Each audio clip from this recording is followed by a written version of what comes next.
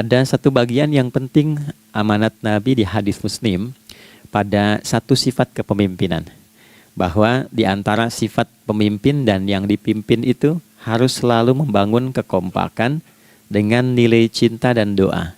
Ini yang sering dilupakan. Nabi pernah menyampaikan, dan penyampaian ini, hadis ini didokumentasikan oleh Imam Muslim dalam satu kalimat yang singkat, padat tapi mengikat. Khiyaru a'immatikum man tuhibbunahu wa yuhibbunakum. Pemimpin yang baik itu adalah pemimpin yang kalian mencintainya dan ia pun mencintai kalian. Nah, membangun cinta itu salah satu jembatannya dengan doa. Oleh karena itu, di antara doa yang dianjurkan saat Anda memulai pekerjaan, itu bukan hanya untuk pribadi, lancarkan pekerjaan saya, tapi juga sehatkan pimpinan saya, pimpinan mendoakan sehatkan anggota saya, sehingga semua itu melahirkan sifat harmoni yang memberikan kenyamanan dan kebahagiaan dalam bertugas. Nah, izinkan saya mengawali dengan itu dulu, karena itu di antara sunnah yang seringkali terlupakan. Sehingga bekerja itu lebih banyak dilakukan dengan tekanan menyelesaikan tugas dibandingkan dengan rasa cinta untuk bisa memberikan nilai ibadah di dalamnya. Yang kedua, semoga sholat kita diterima oleh Allah Subhanahu wa Ta'ala. Nah, yang kedua ini tidak cukup dengan amin.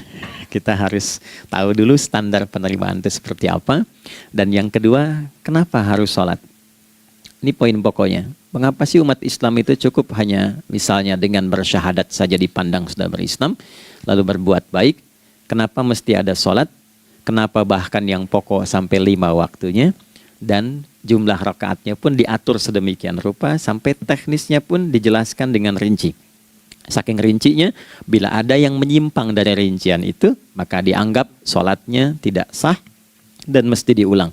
Shallu kama ra'aitumuni usalli. Sholatlah kalian seperti kalian persis melihat aku menunaikan sholat. Dan dalam sholat inilah kemudian ada sanad yang tersambung secara ketat sampai-sampai dalam hadis Muslim nomor hadis 397. Demikian di Al-Bukhari juga diabadikan di nomor hadis 757 oleh sahabat Abu Hurairah. Sanadnya tersambung kepada Khalad bin Rafi Az-Zuraiqi, seorang yang sholat di samping Nabi tapi bermasalah sholatnya. Lalu Nabi meminta beliau untuk mengulangi sholatnya. Sampai 3 kali peristiwa itu hingga beliau berkata, "Ya Rasulullah au kama qala, alimni ma uhsinu ghairah." Ya Rasulullah, tolong ajarkan kepadaku karena aku tak punya pengetahuan lebih dibandingkan dari apa yang telah aku kerjakan. Nah, dari dasar ini melahirkan satu pertanyaan kritis ya, dan juga perlu argumentasi yang kuat secara syariah mengapa kita menunaikan ibadah salat. Baik teman-teman sekalian, karena waktu kita sangat padat ya, kita manfaatkan sebaik-baiknya. Saya mohon izin kajian kita akan lebih fokus kepada inti materi sehingga manfaatnya lebih banyak kita dapatkan. Salat satu-satunya amalan di dalam Islam yang mencakup 4 bagian pokok dalam beragama. Jadi ketika seseorang menetapkan dirinya beragama dan ciri satu nilai agama itu bernilai benar, ya, dalam nanti kalau kita mau komparasikan atau kita riset, itu ciri pokoknya ada 4. Satu, ada aspek namanya aspek keyakinan, ya, tauhid atau akidah. Nggak mungkin kan beragama kalau nggak yakin, ya, karena itu pasal 29 ayat kedua itu mengandung nilai keyakinan. Negara menjamin kemerdekaan tiap-tiap penduduk untuk memeluk agamanya masing-masing dan beribadah menurut agama dan kepercayaannya itu. Ya, jadi nggak mungkin kita bisa menghasilkan nilai kepercayaan dan ibadah kalau tidak ada unsur keyakinan. Atau bahasa kitanya disebut dengan iman. Ya, iman itu nanti juga dipaku dalam setiap nilai kebangsaan di konteks Negara Kesatuan Republik Indonesia. Ini yang paling membahagiakan. Jadi mau jadi pegawai apapun itu syarat, ya, salah satu syarat yang melekatnya beriman dan bertakwa kepada Tuhan Yang Maha Esa, gitu kan? Ya, kemarin saya di BPK itu ada 11 bab Romawi, 40 pasal. Ya, di bab yang keempat pasal 13 tentang pemberhentian dan pengangkatan itu ada 11 poin A sampai K. Di poin B yang keduanya syarat menjadi bagian dari anggota BPK itu beriman dan bertakwa kepada Tuhan Yang Maha Esa. Baik, di Undang-Undang Pendidikan Sisdiknas nomor 20 tahun 2003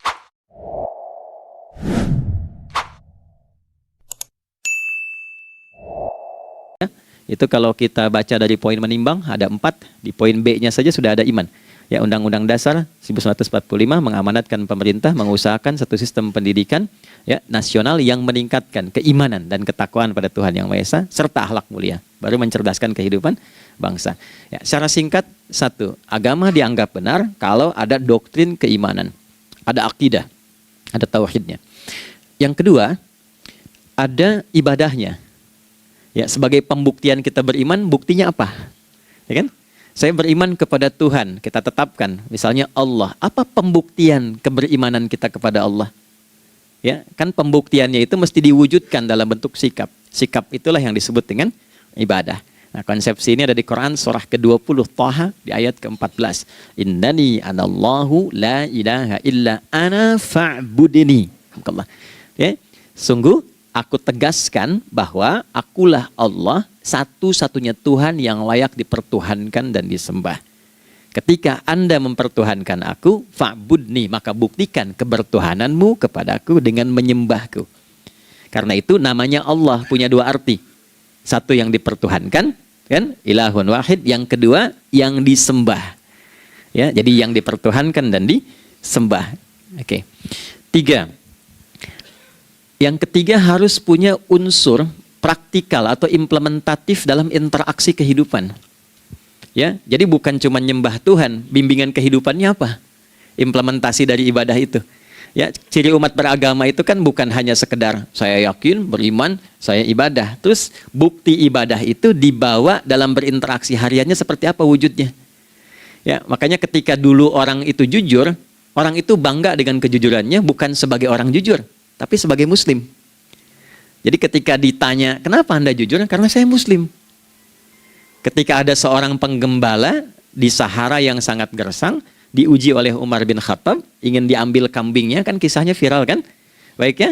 Oh, tapi ini bukan punya saya. Bilang aja pada tuan Anda, kalau kambingnya hilang 1 dimakan serigala. Lantas di mana Allah? Jawaban itu yang menggetarkan kepada jiwa. Jadi kebenaran yang diungkap dengan sikap kejujuran itu implementasi nilai beragama. Nah, jadi praktek ibadah ada di muamalah. Oke, 1 akidah, akidah dibuktikan lewat ibadah, ibadah diimplementasikan dalam muamalah. Itulah sebabnya nanti seluruh bagian tubuh kita ketika digunakan untuk bersifat dan bersikap, itu ada tuntunan iman di dalamnya. Oke? Misal, saya tanya begini ya, ini mukaddimah ya, kita belum mulai nih. Saya tanya gini, apa fungsi mata? Tuh kan, sudah keliru kan? Nah, kalau hanya melihat, hewan juga melihat. Ya, coba kambing melihat, ya kan? Elang melihat. Lalu apa bedanya fungsi mata kita dengan mata hewan? Ternyata ketika kita meriset ayat-ayat Al-Quran terkait dengan fungsi tubuh kita, itu rata-rata dibuka dengan iman dulu. Quran surah 24, surah Cahaya, ayat 30 untuk laki-laki, 31 untuk perempuan. Qul lil mu'minin. Ya Muhammad katakan, viralkan pada pria-pria yang menyatakan dirinya telah beriman. Yaghuddu min absarihim. Gunakan pandangannya itu yang dibimbing oleh imannya untuk melihat yang baik saja menurut standar imannya. Jadi kalau menurut imannya tak baik, nggak boleh dilihat. Karena itu ketika Anda sudah mengatakan asyhadu an la ilaha illallah, asyhadu anna Muhammad Rasulullah, kalimat itu dari lisan turun ke hati, itu jadi cahaya ke bagian tubuh kita. Makanya ketika Anda melihat, itu ada cara pandang tertentu yang dibimbing iman, standarnya beda dengan tanpa iman. Kalau nggak ada iman, semua mungkin terlihat. Tapi ketika ada iman, hati kecil Anda akan bicara, ini nggak baik. Palingkan. Nah, memalingkan dari yang tak baik menurut iman, itu namanya ghaddul basar. Oke? Perempuan juga begitu, setara. Wa kullil mu'minati yaghdudna min absarihinna. Dan katakan pada setiap perempuan yang menyatakan dia beriman, maka gunakan pandangan itu dengan bimbingan imannya. Ketika tak baik menurut imannya, palingkan. Ya, Anda lihat kajian di YouTube, terus ada iklan kan? Nah, terus menurut standar iman nggak bagus, itu otomatis akan nggak suka itu.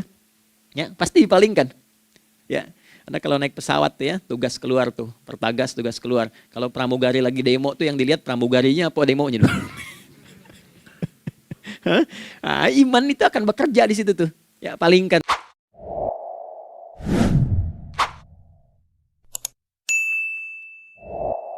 Tuh. Nah, sama, dari mata turun ke, jangan langsung ke hati aja, ke lisan dulu kan, ya, ke mulut kan. Itu mulut tuh ketika digunakan fungsinya, imannya disebut dulu. Ya, Quran surah 49 ayat 11 misalnya, ya. Ya ayyuhalladzina amanu, imannya dulu. La yaskhara qaumin qaum. Ayat 12-nya la yaghtab ba'dukum ba'dha. Hai orang-orang yang telah menyatakan beriman. Kalau pakai alladzina disebutkan 1080 kali dalam Al-Qur'an, itu kalimatnya diksinya singkat, padat, mencakup semua tanpa sekat. Oke, jadi kalau laki-laki, perempuan, tua, muda, besar, kecil, beda strata, duniawi, itu semua tercakup di dalamnya. Hei semua yang telah menyatakan beriman, gunakan imanmu untuk membimbing lisanmu bertutur. Kalau masih merasa punya iman, jangan gunakan lisan untuk mencela, merendahkan orang. Untuk bergibah, membuat hoax. Didetilkan oleh Nabi, kalimatnya jelas. Man kana yu'minu billahi wal yaumil akhir falyakul khaira aw liyasmut. Siapapun. Nah, dari alladzina ketika dirinci pakai man. Ya, man itu bentuk tunggal, ya, personal, tapi maknanya general. Jadi kalau Anda, saya, kita baca ayat atau hadis ada man, posisikan Nabi sedang bicara ke kita. Ya, hei Adi Hidayat, posisikan Nabi bilang gitu tuh. Kalau engkau merasa beriman sama Allah dan yakin dihisab di hari kiamat, jaga lisanmu. Katakan yang baik dengan bimbingan imanmu, tak mampu engkau diam. Jadi cukuplah suami istri itu menggunakan satu hadis ini, pasti sakinah itu muncul dalam kehidupan rumah tangganya. Ya, itulah sebabnya kenapa sakinah didahulukan dibanding mawaddah. Hati-hati ya, Mbak, walaupun namanya sakinah nggak ada ini nggak akan datang tuh ketenangan tuh. Ya, ada yang tahu nggak rahasianya? Kenapa sakinah duluan dibanding mawaddah? Ya, 5 juta. Ya, waktu habis karena padat sekali. Maddah jamaknya mawaddah, rasa kasih yang tumbuh dari pemberian materi. Jadi kalau rumah tangga itu ingin cenderung pada kebahagiaan, boleh berbagi dengan materi. Ya, istri cemberut, Anda datang dengan senyuman, sayang, kenapa? Ya, ini emas 2 kilo, nah itu pasti sehat lagi tuh. Ya, itu mawaddah. Tapi maaf, walaupun Anda mapan bekerja, harta cukup melimpah, ruah, tapi tidak ada ketenangan di rumah tangga, tidak ada sakinah, maka hampa kehidupan rumah tangga itu. Itulah sebabnya kenapa di Quran sakinah lebih dulu dibandingkan dengan mawaddah. Saya tanya ibu deh, ibu pilih mana? Kaya tapi gelisah atau miskin tapi tenang? Oke. Saya paham itu. Saya paham. Suami juga sepakat semuanya. Artinya apa? Kita nggak bisa menghilangkan unsur ketenangan. Oke, itu hanya pembuktian argumentatif ya. Supaya kajiannya lebih kepada argumen. Jadi ada akidah terkorelasi dengan ibadah, implementasinya di aspek muamalah. Nah, nanti cara bermuamalahnya diatur lewat akhlak namanya. Bagaimana bermuamalah yang baik? Kan Anda, maaf ya, berekspresi kepada pimpinan dengan kawan kan berbeda. Oke, kepada orang tua dengan anak kan lain. Nah, yang mengatur interaksi kita sehingga terjalin harmoni yang baik, itulah yang disebut dengan akhlak. Nah, 4 poin inilah yang menjadi inti dakwah Nabi SAW ketika diutus oleh Allah Subhanahu wa Ta'ala. Memastikan 4 ini bisa optimal kita lakukan dalam kehidupan. Bonusnya yang kelima, selalu meningkatkan inovasi sehingga selalu mendapatkan hal baru dalam kehidupan. 5 ini digabungkan di Quran surah kedua Al-Baqarah di ayat 151. Kama arsalna fikum rasulam minkum yatslu alaikum ayatina. 1. Oke, wa yuzakkikum. 2. Akhlak. Wa yuallimukumul kitaba. 3. Wal hikmah. 4. 5. Wa yuallimukum ma lam takunu ta'lamun. Kelima-limanya ini digambarkanlah dalam bentuk ibadah yang melatih kita sebagai pondasi awal menuju dan memantapkan 5 hal ini, yaitu sholat. Itulah sebabnya kenapa sholat yang pokok dilakukan 5 waktu dalam sehari untuk mewujudkan 5 hal ini dalam kehidupan, dan satu-satunya ibadah yang mengumpulkan 5 aspek ini dalam prakteknya hanya sholat. Hanya sholat. Oke. Mari kita detilkan, kita rinci, dan di sini kita akan mulai kajian kita. Yang tadi mukadimah ya. Baik, kita punya 30 menit. Wah, padat sekali. Bismillahirrahmanirrahim. 1. Salat adalah perwujudan iman seorang hamba. Karena itulah kalimat salat pertama kali disebut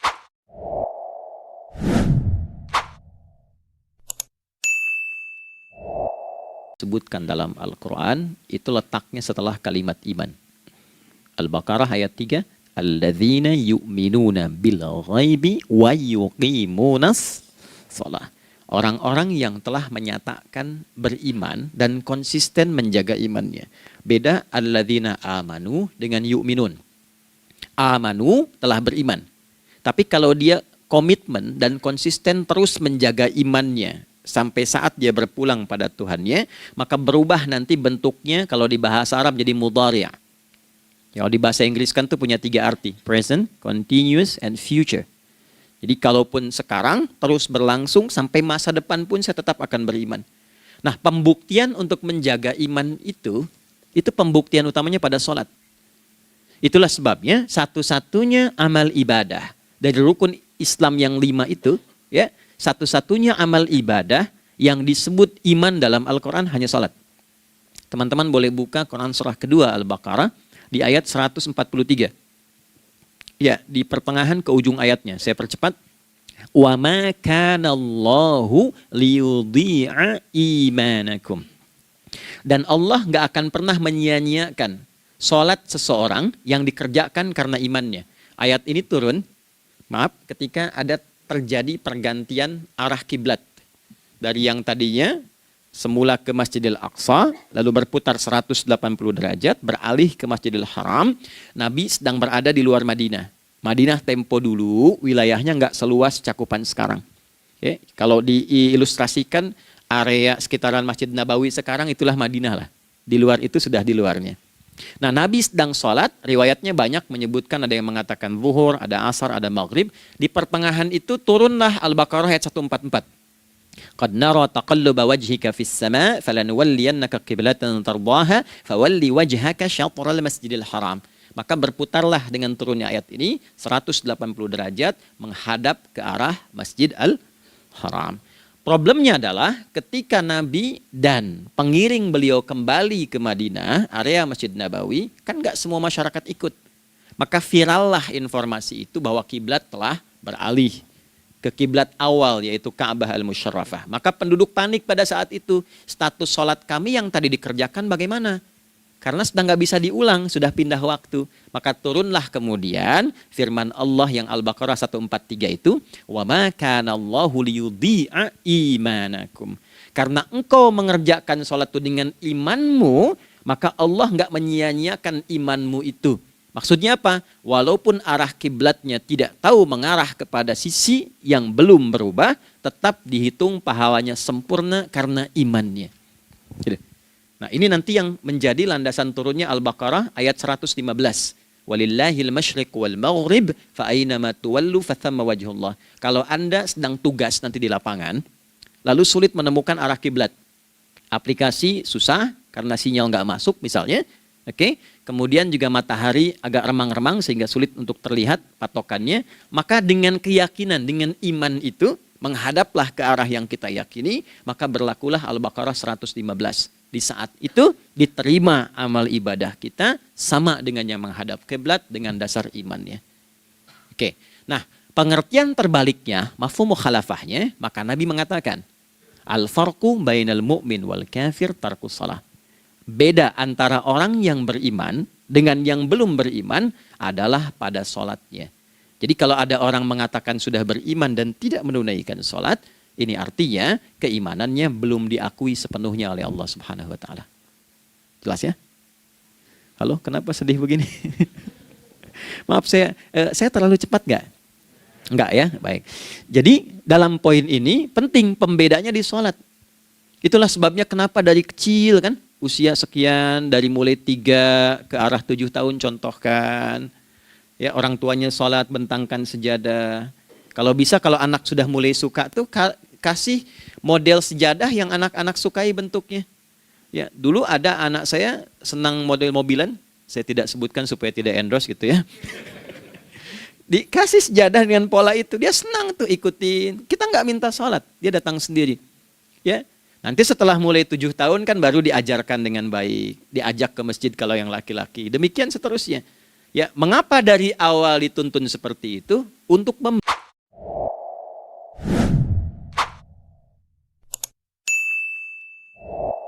berikan sebuah penguat bahwa penjagaan iman dimulai dari sejak dini. Ya. Tapi di Indonesia saya perhatikan kelasnya sudah advance. Ya, TK sudah manasik gitu. Oke. Itu satu ya. Karena nanti kalau Nabi bilang begitu artinya akan terjadi orang mengatakan beriman tapi tidak sholat. Ya, makanya keras dari awal Nabi katakan bahwa pembeda antara orang yang beriman dengan yang baru klaim beriman itu pada sholatnya. Ya, pada sholatnya. Mengerjakan sholat maka sah status imannya, tidak menunaikan sholat maka bermasalah imannya. Itu poin yang pertama. Yang kedua teman-teman sekalian, ibadah. Kita lanjut ya. Sholat adalah bagian pokok terpenting dari ibadah. Nah, di sini kita akan mulai membuka sedikit rahasia terkait dengan aspek ibadah ini. Teman-teman sekalian, ternyata sholat ini ketika oleh Allah diturunkan dalam Al-Quran, dalam konteks penunaian ibadah, bukan berarti hanya mengkoneksikan atau mengkorelasikan hubungannya dengan iman saja, bukan. Karena saya beriman, saya buktikan ibadah nyembah Allah lewat sholat. Dalilnya Quran surah ke-20 ayat 14. Innani anallah la ilaha illa ana. Aku tegaskan akulah Allah, nggak ada Tuhan yang layak dipertuhankan dan disembah kecuali saya. Fa'budni, kalau Anda telah menyatakan beriman padaku, buktikan keberimananmu dengan menyembah saya dalam ibadah. Bentuknya bagaimana ya Allah? Teruskan ayatnya. Wa aqimis sholata. Tunaikan sholat sebagai bukti ibadah. Itu li dzikri, sebagai zikir kepadaku. Jadi korelasi antara ibadah dengan iman, sudah kita sebutkan dalilnya. Sekarang ibadahnya tersendiri ketika ditunaikan, apa manfaat dari ibadah itu? Mengapa mesti ada 5 waktu? Dan apa turunan manfaatnya dalam kehidupan kita? Kalau kita mengerjakan itu, dampaknya kepada kehidupan kita apa? Nah, inilah indahnya di dalam Islam, dijelaskan dalilnya, diberikan contohnya, diberikan alasannya, dan yang paling indah, diberikan penjelasan dengan detail tentang manfaat-manfaatnya. Ini tidak ditemukan di dalam konsep keyakinan manapun. Kalau teman-teman boleh mau riset silahkan. Ada nggak satu keyakinan agama tertentu yang dari ibadahnya itu diatur? Cara memulainya, bacaannya, detailnya, manfaatnya, waktunya, sampai dengan hasilnya, sampai kiamatnya. Ini menunjukkan bukan karya manusia. Bukan karya manusia. Kalau karya manusia setiap orang bisa buat itu. Ya, ketika ini menunjukkan bukan karya manusia, maka pertanyaannya dengan cara apa lagi Allah memberikan pembuktian pada kita bahwa Ia Tuhan yang hak yang harus kita sembah.